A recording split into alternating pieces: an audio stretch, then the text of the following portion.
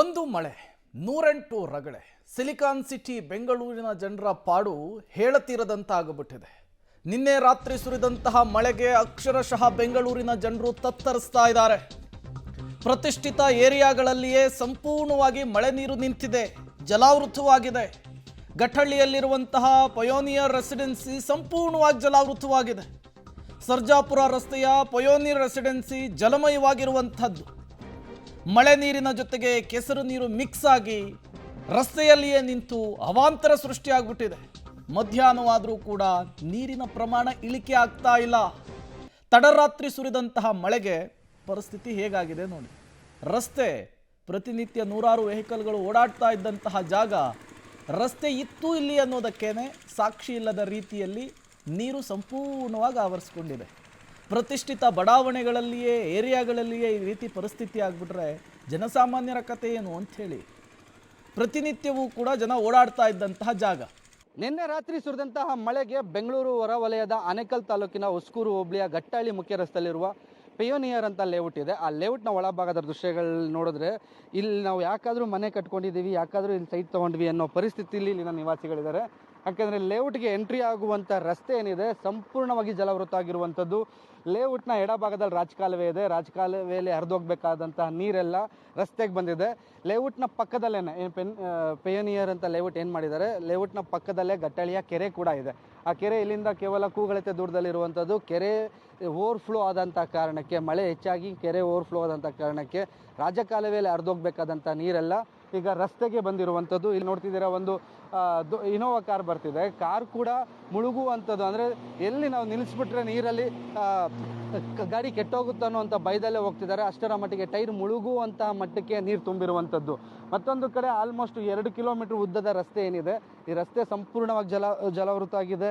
ಇಲ್ಲಿನ ಸ್ಥಳೀಯ ನಿವಾಸಿಗಳು ಲೇಔಟಲ್ಲಿ ಮನೆಗಳನ್ನ ಕಟ್ಕೊಂಡು ವಾಸವಾಗಿರೋರು ಮನೆಯಿಂದ ಹೊರ ಬರೋಕ್ಕೂ ಆಗದೆ, ಮನೆಯಲ್ಲೂ ಇರೋಕ್ಕೂ ಆಗದೆ ಅಂತ ಪರಿಸ್ಥಿತಿ.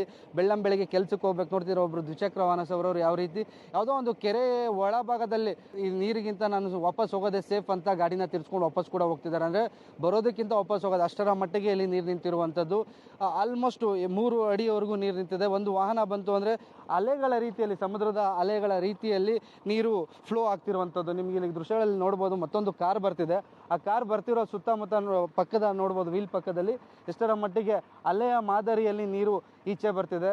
ಕೆಲವರು ಸ್ಥಳೀಯರು ಅಧಿಕಾರಿಗಳನ್ನ ಸಂಪರ್ಕ ಮಾಡಿ ನೀರನ್ನು ಹೊರ ಹಾಕ್ಸೋದಕ್ಕೂ ಪ್ರಯತ್ನ ಪಡ್ತಿದ್ದಾರೆ. ಆದರೆ ಇದು ಗ್ರಾಮ ಪಂಚಾಯಿತಿ ತಾಲೂಕು ಪಂಚಾಯಿತಿ ವ್ಯಾಪ್ತಿಗೆ ಬರೋದ್ರಿಂದ ಇಲ್ಲಿವರೆಗೂ ಯಾವೊಬ್ಬ ಅಧಿಕಾರಿಯೂ ಈ ಲೇಔಟ್ಗೆ ಭೇಟಿ ಕೊಟ್ಟು ಈ ನೀರನ್ನು ಹೊರ ಹಾಕುವಂಥ ಕೆಲಸಕ್ಕೆ ಮುಂದಾಗಿಲ್ಲ.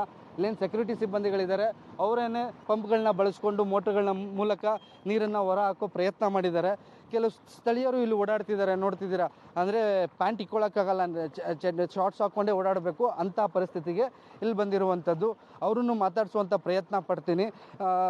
ಹೇಗೆ ಪ್ರತಿ ಬಾರಿನೂ ಇಲ್ಲಿ ಮಳೆ ಬಂದಾಗ ಇದೇ ಥರ ಆಗುತ್ತಾ, ಅಥವಾ ಇದೇ ಫಸ್ಟ್ ಟೈಮ್ ಆಗಿರೋದಾ, ಇದಕ್ಕೆ ಕಾರಣ ಏನು ಅಂತ ಅವ್ರನ್ನ ಮಾತಾಡಿಸಿ ಅವರ ಸಮಸ್ಯೆನೂ ಕೇಳ್ತೀನಿ. ಯಾರಿಗಾರು ಕಂಪ್ಲೇಂಟ್ ಮಾಡಿದ್ದಾರೆ, ಯಾರು ಸಿಬ್ಬಂದಿಗಳು ಬಂದು ಇದನ್ನು ಪರಿಶೀಲನೆ ಮಾಡಿದ್ದಾರೆ ಅಂತಲೂ ಕೇಳುವಂಥ ಪ್ರಯತ್ನ ಮಾಡ್ತೀನಿ. ಸರ್ ನಮಸ್ತೆ. ಸರ್ ಏನು ಸರ್ ಕೆರೆಯಲ್ಲಿ ಮನೆ ಕಟ್ಕೊಂಡ್ಬಿಟ್ಟಿದ್ದೀರಾ? ಇದು ಅಪ್ರೂವ್ಡ್ ಲೇಔಟ್ ಇದು. ಆ್ಯಕ್ಚುಲಿ ಇದು ಪ್ರಾಬ್ಲಮ್ ಏನಾಗ್ತಾ ಇದೆ ಅಂದರೆ, rain water, storm water drains actually ಈ ಲೇಔಟಲ್ಲಿ ಇಲ್ಲ. ಅದರಿಂದ ಆ್ಯಕ್ಚುಲಿ ನೀರು ಹರಿಯಲ್ಲ, ಲೇಔಟ್ ಒಳಗೆ ನುಗ್ಗಿಬಿಡುತ್ತೆ. ಸರ್ ಪ್ರತಿ ಬಾರಿ ಮಳೆ ಬಂದಾಗ ಇದೇ ಪರಿಸ್ಥಿತಿನ, ಅಥವಾ ಇದೇ ಫಸ್ಟ್ ಟೈಮ್ ಈ ಥರ ಆಗಿರೋದು? ಪ್ರತಿ ಬಾರಿ ಬರುವಾಗ ಇದೇ ಪರಿಸ್ಥಿತಿ. ಪ್ರತಿ ಬಾರಿ ಆ್ಯಕ್ಚುಲಿ ಇದು ರಾಜಕಾಲುವೆ ಇದೊಂದು ಹರಿಯುತ್ತೆ ಇಲ್ಲಿಂದ. ಈ ರಾಜಕಾಲುವೆಯನ್ನು ಸರಿಯಾಗಿ ರಿಟೆನ್ಷನ್ ವಾಲ್ ಹಾಕಿ ಫಿಕ್ಸ್ ಮಾಡಿದರೆ ಅದರಿಂದ ನೀರು ಲೀಕೇಜ್ ಆಗೋದು ಕಡಿಮೆ ಆಗುತ್ತೆ.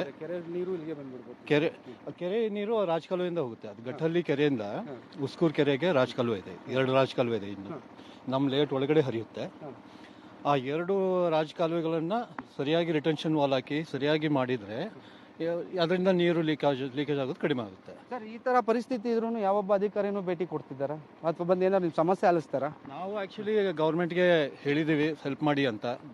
ಈಗ ಶಿವಣ್ಣ ಅವರು MLA ಇದ್ದಾರೆ, DK ಶಿವಕುಮಾರ್ ಅವರು ನಮ್ಮ ಡೆಪ್ಯೂಟಿ CM ಇದ್ದಾರೆ.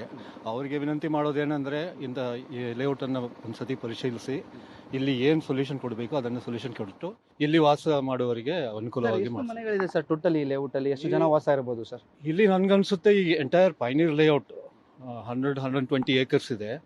ನನಗನ್ಸುತ್ತೆ 1000 ಮೇಲೆ ಪ್ಲಾಟ್ಸ್ಗಳಿರುತ್ತೆ. ಇದು ನಮ್ಮ ಲೇಔಟ್. ಈ ಲೇಔಟ್ಗಳಿಗೆ ಮಾತ್ರ 500 ಪ್ಲಾಟ್ಗಳಿವೆ. ಆಲ್ಮೋಸ್ಟ್ 200 ಜನ ವಾಸ ಮಾಡ್ತಿದ್ದಾರೆ. ಈಗ ಅಷ್ಟು ಜನ ಈಗ ಕೆಲ್ಸಕ್ಕೆ ಹೋಗ್ದಲೇ ಇರುವಂತ ಪರಿಸ್ಥಿತಿ, ಯಾಕಂದ್ರೆ ಟೂ ವೀಲರ್ ಅಲ್ಲಿ ಹೋಗೋಕ್ಕಾಗ್ತಿಲ್ಲ, ಕಾರ್ ಬಂದ್ರೂ ಕೆಟ್ಟೋಗುವಂತ ಪರಿಸ್ಥಿತಿ ನಿರ್ಮಾಣ ಆಗಿದೆ.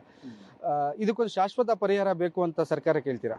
ಇದು ನಾವು ಸರ್ಕಾರಕ್ಕೂ ಹೇಳಿದ್ವಿ, ನಾವು MID ಅವ್ರ ಹತ್ರನೂ ಮಾತಾಡ್ತಾ ಇದ್ವಿ. ಅವರು ಪ್ರಯತ್ನ ಮಾಡ್ತಿದ್ದಾರೆ. ಅದನ್ನ ಇಲ್ಲಿ KC ವ್ಯಾಲಿ ಡೈವರ್ಷನ್ ನಡೆಯುತ್ತೆ, ಅದು ಗಟ್ಟಲಿ ಲೇಕಿಗೆ ಬರುತ್ತೆ, ಅದರಿಂದನೂ ನೀರು ಹೆಚ್ಚಾಗುತ್ತೆ. ಈಗ ರೀಸೆಂಟ್ ಆಗಿ ಗೌರ್ಮೆಂಟ್ ಅವರು KC ವ್ಯಾಲಿಯನ್ನು ಡೈವರ್ಟ್ ಮಾಡಲಿಕ್ಕೆ ಒಂದು ಪ್ರಾಜೆಕ್ಟ್ ತಗೊಂಡಿದ್ದಾರೆ, ಅದರಿಂದ ಸ್ವಲ್ಪ ನಮಗೆ ಅನುಕೂಲ ಆಗ್ಬೋದು. ಆಮೇಲೆ ಇಲ್ಲಿರೋ ಪರಿಸ್ಥಿತಿ, ರೋಡ್ಗಳು ಮತ್ತು ಈ ಚರಂಡಿಗಳು ಇದೆಯಲ್ಲ, ಇದನ್ನ ಸರಿಯಾಗಿ ರಿಟೆನ್ಷನ್ ಮಾಡಿದ್ರೆ ಲೀಕೇಜ್ ಆಗೋದು ಕಡಿಮೆ ಆಗುತ್ತೆ. ಈ ಪ್ರತಿ ಸತಿ ಮಳೆ ಬಿದ್ದಾಗ ಇದೇ ಪರಿಸ್ಥಿತಿ ಇದೆ. ಏನಂದ್ರೆ ಸ್ಟಾರ್ಮ್ ವಾಟರ್ ಡ್ರೈನ್ಸ್ ಈ ಏರಿಯಾ, ಗಟ್ಟಲಿ ಏರಿಯಾ, ರಾಯಸಂದ್ರ ಏರಿಯಾಗಳಲ್ಲಿ ಸ್ಟಾರ್ಮ್ ವಾಟರ್ ಡ್ರೈನ್ ಸರಿ ಇಲ್ಲ, ಅದರಿಂದ ಆಕ್ಚುಲಿ ನೀರು ರೋಡ್ಗೆ ಬಂದು ಈ ತರ ಪರಿಸ್ಥಿತಿ. ಇದು ಸ್ಥಳೀಯರು ಹೇಳ್ತಿರುವಂಥದ್ದು. ಇಲ್ಲಿ ರಾಜಕಾಲುವೆ ಇದೆ, ರಾಜಕಾಲುವೆನ ಸರಿಯಾದ ರೀತಿಯಲ್ಲಿ ನಿರ್ವಹಣೆ ಮಾಡ್ತಿಲ್ಲ. ಈಗಾಗಲೇ ನಾವು ಸ್ಥಳೀಯ ಶಾಸಕರಾದಂತಹ ಮಾಹಿತಿ ನೀಡಿದ್ದೀವಿ, DCMಗೂ ಮನವಿ ಮಾಡ್ತೀವಿ, ಇಲ್ಲೊಂದು ಶಾಶ್ವತ ಪರಿಹಾರ ಮಾಡಿಕೊಡಿ. ಯಾಕಂದರೆ ಪ್ರತಿ ಬಾರಿ ಮಳೆ ಬಂದಾಗಲೂ ನಮ್ಮ ಲೇಔಟಲ್ಲಿ ಇದೇ ಪರಿಸ್ಥಿತಿ ಇದೆ.